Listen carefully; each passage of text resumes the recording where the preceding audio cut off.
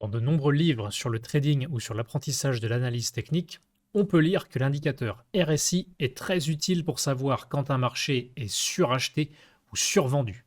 Peut-on exploiter ce phénomène à lui seul et cet indicateur pour générer des gains sur les marchés financiers? Dans cette vidéo, on va tester la stratégie du RSI sur des milliers de trades sur le Bitcoin et on aura la réponse. Pour rappel, le RSI, c'est un indicateur qui tente de comparer la force acheteuse à la force vendeuse sur les X dernières bougies. La stratégie qui est la plus communément employée sur le RSI, c'est la zone de surachat et la zone de survente. Lorsque le RSI est supérieur à 70, on estime, tout du moins c'est ce qui est communément répandu, qu'un actif est suracheté et donc qu'il est probable qu'il subisse une correction baissière par la suite.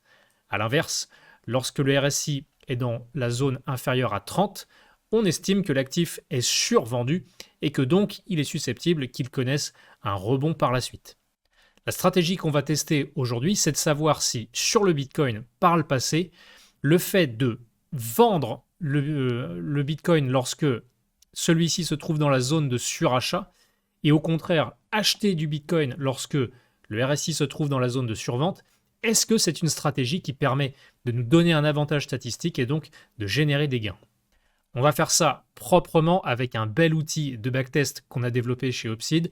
On va pouvoir le tester sur le Bitcoin, sur différentes unités de temps, l'unité de temps journalière, le 4 heures, 1 heure, 30 minutes, etc. On pourrait même le faire sur bien plus d'unités de temps, mais on aura la réponse avant même d'avoir besoin de le faire sur toutes les unités de temps qui existent. Donc je vous donne les règles de la stratégie. Lorsque le RSI sur le Bitcoin va passer au-dessus de 70, on va ouvrir une position vendeuse. On testera avec différents niveaux de stop loss. On testera sans stop loss, c'est-à-dire qu'on attendra, lorsqu'on a pris une position vendeuse, lorsque le RSI passe au-dessus de 70, d'attendre qu'il repasse en dessous de 30 pour clôturer notre position. Et à l'inverse, si on fait un achat lorsque le RSI passe en dessous de 30, on attendra qu'il repasse au-dessus de 70 pour couper notre position. On testera aussi avec des niveaux de stop loss fixes et des niveaux de take profit qui sont fixes et on va voir ce que ça donne niveau résultat. Enfin, on verra si ajouter un indicateur ou un filtre qui nous permet de trader uniquement dans le sens de la tendance améliore ou non les résultats. On est parti, je vous code ça tout de suite.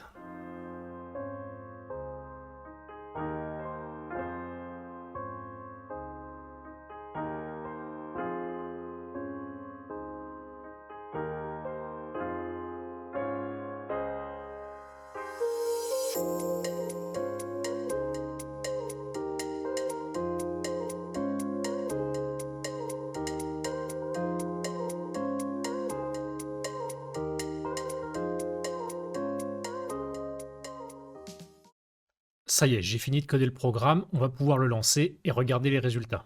Et la première chose qu'on peut remarquer, c'est que c'est pas joli. J'ai testé sur différentes unités de temps, le 1 jour, le 4 heures, le 1 heure et le 15 minutes. Pour rappel, on n'a pas mis de stop loss ni de take profit, on attend juste que le RSI arrive sur la borne opposée pour clôturer notre position. Les rendements sont catastrophiques.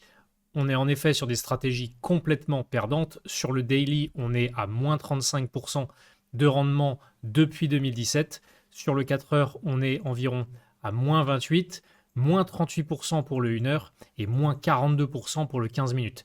Et ce qu'on peut voir, c'est que les rendements à la fin du backtest sont quasiment identiques au max drawdown de chaque stratégie.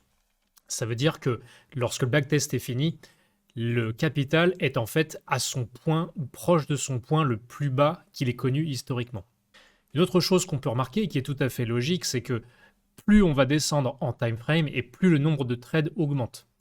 Sur l'unité de temps journalière, on n'a que 16 trades en l'espace d'environ 6 ans. C'est normal puisque cela peut prendre de nombreux mois pour le RSI de passer de la borne survendue à surachetée ou inversement de la borne surachetée à survendue. Et plus on va descendre dans des unités de temps, plus le mouvement d'une borne à une autre va se faire rapidement et donc plus on va pouvoir ouvrir et clôturer nos trades. Pour vous donner un petit ordre d'idée de ce à quoi ressemble l'évolution du capital avec une telle stratégie, voici le résultat en 15 minutes et on peut voir que c'est clairement sur la pente descendante et que cette stratégie, si on continue de l'appliquer, mènera l'intégralité du capital à la ruine. Et pour info, j'ai démarré avec un capital ici, fictif bien sûr, de 10 000 dollars.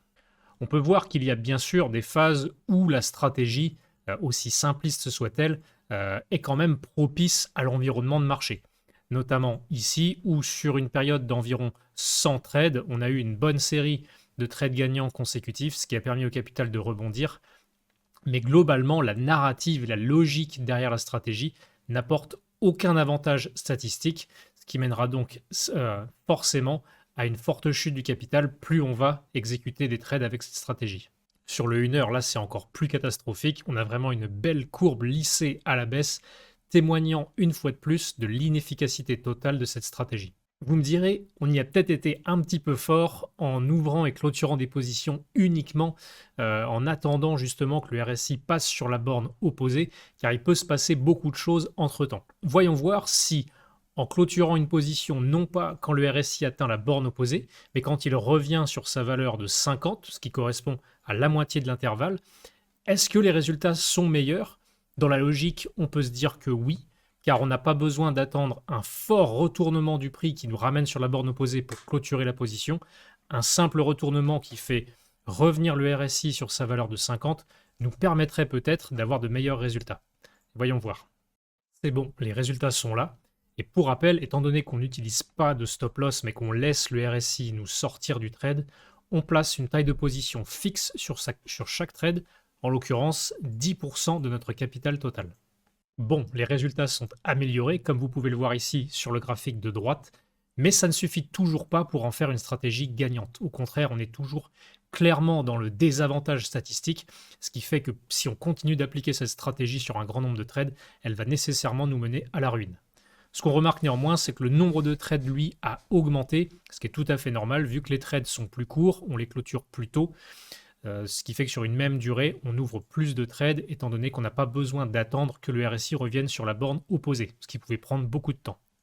On remarque que cette fois-ci, la stratégie qui semble performer le mieux est en l'occurrence le 15 minutes, avec le meilleur rendement, même si c'est négatif si je puis dire. Voyons voir à quoi ressemble la courbe du capital. Ah, la stratégie avait plutôt bien démarré et bien performé sur les 300 premiers trades, avec une hausse fulgurante. Néanmoins, voilà, la loi des grands nombres a repris le dessus, et plus le nombre de trades a augmenté, plus ce qui est censé faire la stratégie en théorie s'est matérialisé en pratique, et donc naturellement une dégringolade du capital, étant donné que c'est une stratégie qui est mathématiquement perdante. Ça montre néanmoins, et je vous ferai une vidéo complète sur le sujet, qu'on peut très bien, même avec une stratégie perdante, sur un court laps de temps, faire des gains assez conséquents. Et ici, les 300 premiers trades ont pris près d'1 an. Ce qui signifie qu'une personne tradant avec cette stratégie pendant une année entière ferait de très beaux gains et pourrait penser que sa stratégie fonctionne à merveille. Ce n'est pas le cas en l'occurrence, donc il faut être très vigilant quant à cela.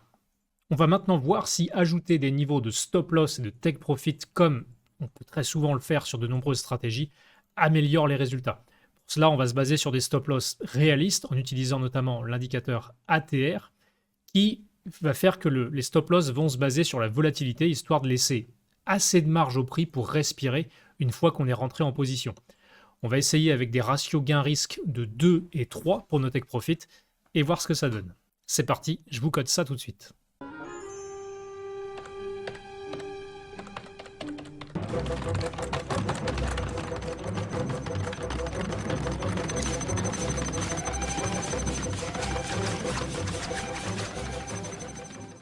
Aïe! Malheureusement, même mettre des stop-loss et des take profit sur cette stratégie n'apporte absolument rien. Au contraire, ça dégrade encore plus les résultats. Pourtant, j'ai essayé différents types de stop-loss, des stop-loss assez serrés par rapport au prix et d'autres bien plus espacés pour laisser davantage de marge au prix pour respirer. Même chose avec des take profit, j'ai essayé des ratios gain-risque de 1, 2 et 3 pour essayer d'avoir des niveaux de ratio gain-risque différents. Le résultat, dans tous les cas, est très mauvais. Vous voyez ici le rendement moyen des stratégies par unité de temps. C'est perdant et clairement perdant dans tous les cas. En 15 minutes, c'est là complètement catastrophique puisqu'on arrive à la ruine avec un rendement moyen qui approche des moins 100%. Bon, récapitulons un petit peu. Pour l'instant, les meilleurs résultats qu'on a obtenus, c'était sans stop loss ni take profit, mais en se laissant sortir d'un trade par l'indicateur RSI lorsque celui-ci revenait sur la valeur 50. On va voir si on peut désormais améliorer cette variante-là, notamment en tradant uniquement dans le sens de la tendance. Vous avez très certainement entendu ou lu "The trend is your friend", la tendance est votre ami, et qu'on doit nécessairement essayer de privilégier les trades dans le sens de la tendance. On va donc utiliser un filtre simple mais efficace pour prendre les trades qui sont uniquement dans le sens de la tendance. Pour ça, on va utiliser notamment la moyenne mobile exponentielle 200 périodes. Ça va être simple, si le prix est en dessous de la moyenne mobile exponentielle 200 périodes, on va uniquement prendre les trades à la vente. Et au contraire, si le prix est au-dessus de la moyenne mobile exponentielle 200 périodes, on va uniquement prendre des trades à l'achat. Voyons voir ce que ça donne.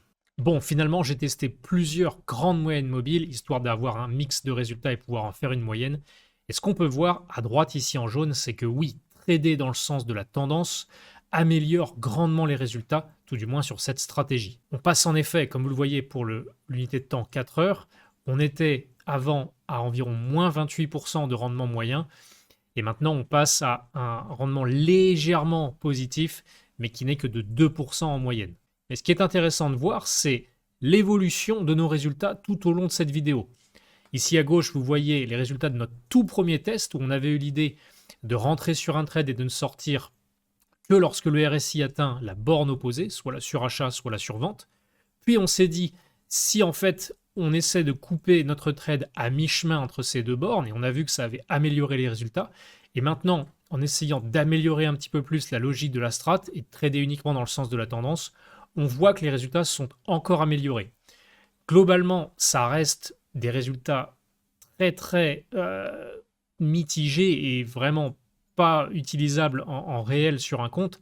Mais ce que l'on peut voir, c'est que plus on va essayer de creuser sur une stratégie et essayer de créer un avantage statistique, eh bien plus on a de chances qu'en effet, on arrive à améliorer les résultats. Ce qu'on peut en déduire, c'est que la stratégie du RSI telle qu'elle, c'est-à-dire prendre des positions lorsque le RSI arrive en surachat ou en survente uniquement, ça, c'est pas un bon signal d'entrée, même si on le fait dans le sens de la tendance.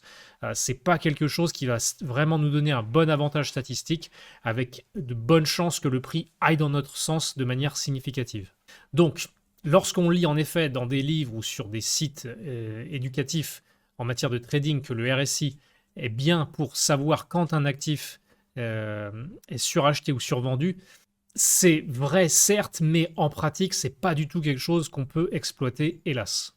Pour vous donner un petit ordre d'idée de l'amélioration visuelle, tout du moins sur l'évolution du capital, ici à gauche, vous aviez l'évolution dont on a parlé tout à l'heure, au début de la vidéo, en 15 minutes, un capital qui va clairement vers la ruine, et avec des améliorations logiques qu'on a pu apporter à la stratégie, après, voilà, on a un capital en 15 minutes qui ne va pas du tout droit vers zéro, mais qui oscille assez horizontalement avec des petites périodes de hausse et des périodes de perte, et qui globalement n'a pas de direction claire, car il n'a pas de gros avantages statistiques qui lui permet de croître, mais il n'a pas non plus de gros désavantages statistiques, contrairement au graphique de gauche ici, qui mènerait le capital à la ruine. Le gros problème ici, en fait, c'est clairement le point d'entrée. Juste rentrer en position parce que le RSI passe en surachat ou en survente, c'est clairement pas un point d'entrée qui est pertinent.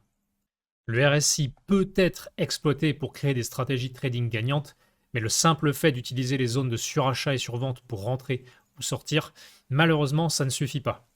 S'il y a des combinaisons ou des variantes de cette stratégie que vous aimeriez que l'on teste, n'hésitez surtout pas à me le faire savoir en commentaire, je me ferai un grand plaisir de les coder et de vous présenter les résultats en vidéo. Même chose, si vous souhaitez qu'on teste ensemble d'autres stratégies avec d'autres indicateurs, aujourd'hui c'était un petit peu simpliste, mais c'était vraiment pour vous montrer ce qu'on peut faire. On peut rajouter beaucoup de complexité si on le souhaite, mais si vous aimez ce format et que vous souhaitez qu'on aille plus loin justement avec d'autres variantes de stratégie, avec d'autres indicateurs, en combinant différentes combinaisons d'indicateurs ou de conditions, c'est tout à fait possible et ce sera avec grand plaisir. N'hésitez surtout pas à nous le dire en commentaire ou à nous rejoindre sur notre canal Telegram, le lien est dans la description de la vidéo. Un grand plaisir là aussi de faire de nouveaux épisodes, n'hésitez surtout pas à me mettre un like et à vous abonner à la chaîne. Il est prévu que de nouvelles vidéos arrivent dans les jours et les semaines qui suivent sur cette thématique et sur bien d'autres. Quant à moi, je vous retrouve très bientôt. D'ici là, bonne continuation. Ciao.